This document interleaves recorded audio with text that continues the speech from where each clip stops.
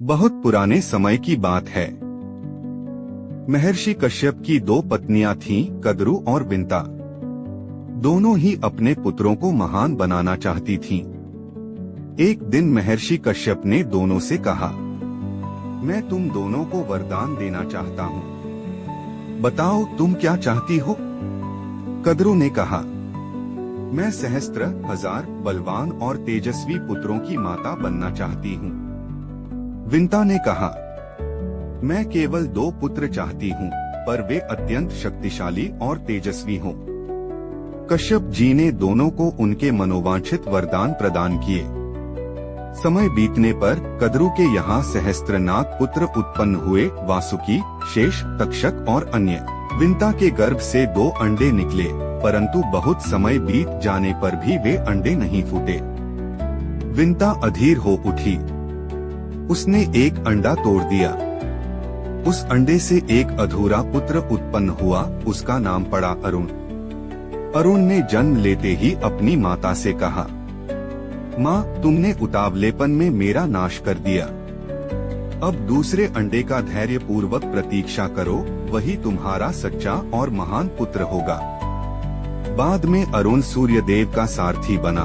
कुछ समय पश्चात दूसरा अंडा फूटा। उसमें से निकला एक अद्वितीय तेजस्वी पक्षी, विशाल पंखों वाला, तेज से दीप्तमान शरीर। वही था गरुड़। उसने जन्म लेते ही आकाश में ऊंची उड़ान भर ली। उसकी उड़ान देखकर सभी देवता भी चकित रह गए।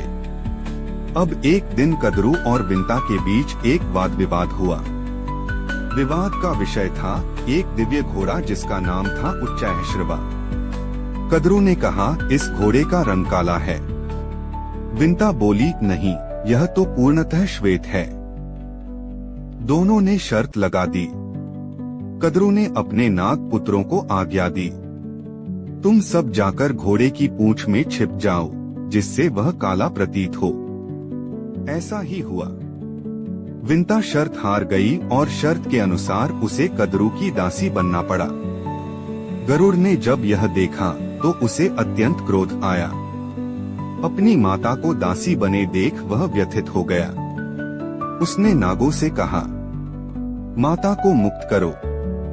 नाग बोले, यदि तुम हमें अमृत लाकर दो तो हम तुम्हारी माता को मुक्त कर देंगे। गरुड़ ने बिना किसी स्वार्थ के अमृत प्राप्त करने का संकल्प लिया। उसने स्वर्ग की यात्रा की, देवताओं से संग्राम किया और अंततः अमृत प्राप्त कर लाया। किंतु उसने वह अमृत नागों को नहीं पिलाया। उसने अमृत देवताओं को लौटा दिया, क्योंकि उसने कभी भी स्वार्थ नहीं किया। भगवान विष्णु उसकी निःस्वार्थ भक्ति से प्रसन्न हो गए। उन्होंने कहा, हे गरुड़, आज से तुम मेरे वाहन बनोगे। तब से गरुड़ भगवान विष्णु के साथ रहने लगे और नाग उनके शत्रु बन गए। यदि आपको वीडियो अच्छा लगे तो लाइक, सब्सक्राइब और बेल आइकन दबाना न भूलें।